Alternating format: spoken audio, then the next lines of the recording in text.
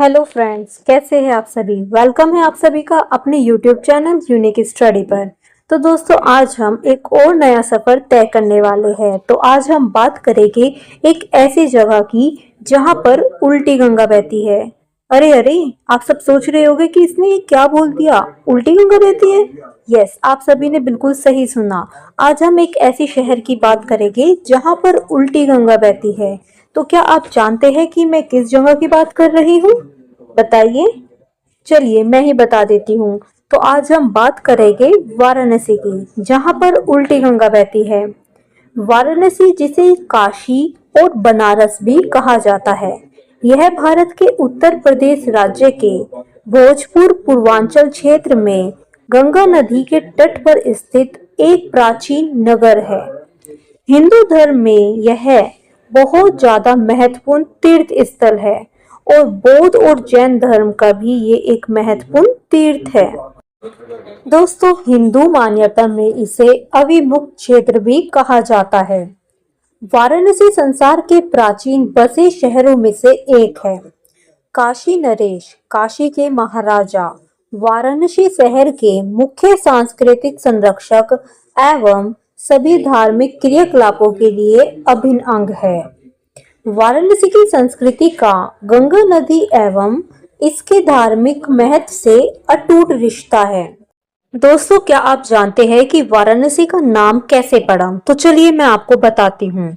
वाराणसी का नाम यहाँ की दो स्थानीय नदियों वरुणा नदी और असी नदी के नाम से मिलकर बना है। ये नदियाँ गंगा नदी में उत्तर एवं दक्षिण से आकर मिलती है।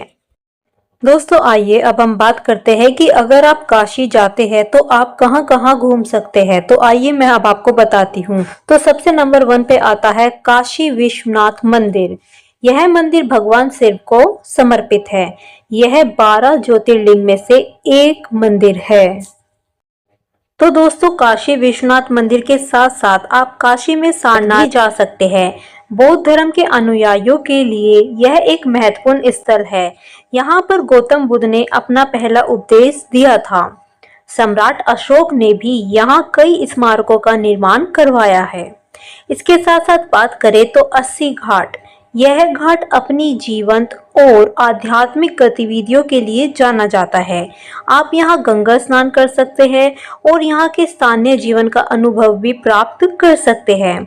इसके साथ साथ बात करें तो दोस्तों, आप मणिकर्णिका घाट भी जा सकते हैं। यह काशी के लिए सबसे पवित्र और प्रसिद्ध घाटों में से एक है। यहाँ दाह संस्कार भी किया जाता है। इसके साथ साथ तुलसी मानस मंदिर, यह मंदिर भगवान राम को समर्पित है और यहाँ भगवान राम के जीवन की कहानियों के चित्र भी आपको देखने के लिए मिलेंगे। इसके साथ साथ भारत माता मंदिर, इस मंदिर में भारत का एक आध्यात्मिक भौतिक नक्शा है जो भारत माता के रूप में पूजा जाता है। इसके साथ साथ बात करें तो रामनगर किला, गंगा नदी के पार स्थित यह किला अपनी वास्तुकला और इतिहास के लिए जाना जाता है। दोस्तों, इसके साथ साथ काल भैरव मंदिर भी आपको यहाँ पर देखने के लिए मिलेगा। मान्यता यह है कि काशी के कोतवाल कहे जाने वाले काल भैरव के दर्शन के बिना काशी की यात्रा अधूरी है। तो अगर आप काशी जाते हैं तो आपको काल भैरव मंदिर की यात्रा जरूर करनी चाहिए। इसके साथ साथ बनारस हिंदू विश्वविद्यालय भी प्रसिद्ध है। यहाँ का परिसर इतना खूबसूरत है कि मन को काफी ज्यादा लुभाता है। इसके साथ साथ बात करें तो संकट मोचन हनुमान मंदिर, यह मंदिर भी काफी ज्यादा आकर्षित है। चलिए दोस्तों, क्या अब आप मुझे बता सकते हैं कि बनारस में उल्टी गंगा क्यों बहती है, इसके क्या कारण हैं? चलिए मैं आपको बताती हूँ इसका इतिहास। तो बनारस में गंगा के उल्टे बहने के दो कारण हैं, एक है पौराणिक और एक है भौगोलिक। तो पौराणिक कथा के अनुसार जब गंगा स्वर्ग से पृथ्वी पर आई तो उनके तेज बहाव के कारण भगवान दत्तात्रेय का कमंडल और आसन बह गया। गंगा फिर उसे वापस करने के लिए लौटकर आई थी। इसके कारण वे 1.5 किलोमीटर तक उल्टी बही। तो ये हो गया पौराणिक कथा के अनुसार। दूसरा भौगोलिक कारण यह है कि वाराणसी में गंगा का मार्ग धनुषाकार है, जिससे पहले नदी पूर्व की ओर और फिर उत्तर पूर्व की ओर मुड़ती है। इस घुमाव के कारण 1.5 किलोमीटर की दूरी में भंवर बन जाता है और नदी उल्टी बहती हुई प्रतीत होती है। तो बनारस में गंगा के उल्टे बहने के ये दो कारण मुख्य है, एक पौराणिक और एक भौगोलिक। दोस्तों, काशी को मोक्ष की नगरी भी कहा जाता है। काशी को मोक्ष की नगरी इसलिए कहा जाता है क्योंकि मृत्यु के बाद आत्मा को जन्म मरण के चक्र से यहाँ पर मुक्ति मिलती है, इसलिए काशी को मोक्ष की नगरी कहा जाता है।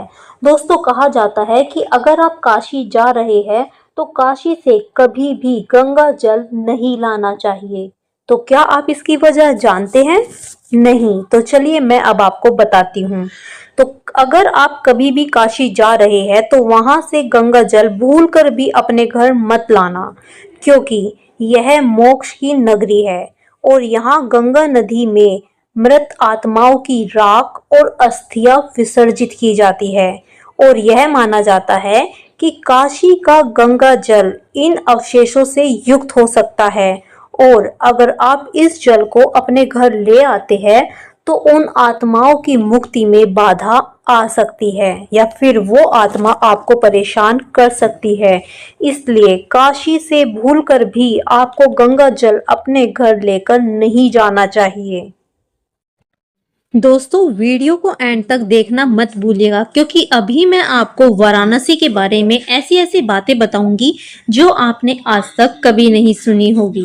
तो दोस्तों, आइए अब मैं आपको बताती हूँ कि वाराणसी में ऐसी कौन सी जगह है जहाँ लड़कियाँ नहीं जा सकती है। तो चलिए मैं आपको बताती हूँ। वो जगह है मणिकर्णिका घाट। गरुड़ पुराण के अनुसार शमशान घाट में बुरी आत्माओं का वास होता है। मृत्यु के दौरान शोक में डूबी महिलाएं अपने मन पर काबू नहीं रख पाती, इसी वजह से मणिकर्णिका घाट में लड़कियों को जाने की अनुमति नहीं है। दोस्तों, मणिकर्णिका घाट के पीछे की कहानी दो मुख्य पौराणिक कथाओं से जुड़ी है। एक के अनुसार देवी सती के कान की बाली यहाँ गिर गई थी, जिस वजह से इस स्थान का नाम मणिकर्णिका नाम पड़ा।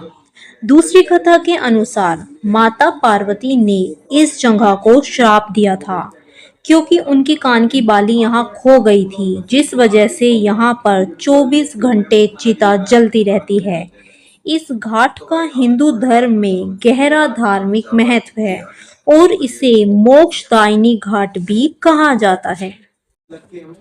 दोस्तों, ये थी वाराणसी की एक छोटी सी यात्रा। अगर आपको ये वीडियो अच्छी लगी है तो प्लीज़ वीडियो को लाइक करिए, ज़्यादा से ज़्यादा शेयर करिए और अगर आप मेरे चैनल पर नए हैं तो प्लीज़ चैनल को सब्सक्राइब करना भी मत भूलिएगा। जल्दी मिलते हैं एक नई वीडियो के साथ, तब तक आप सभी अपना ध्यान रखिए। Thank you.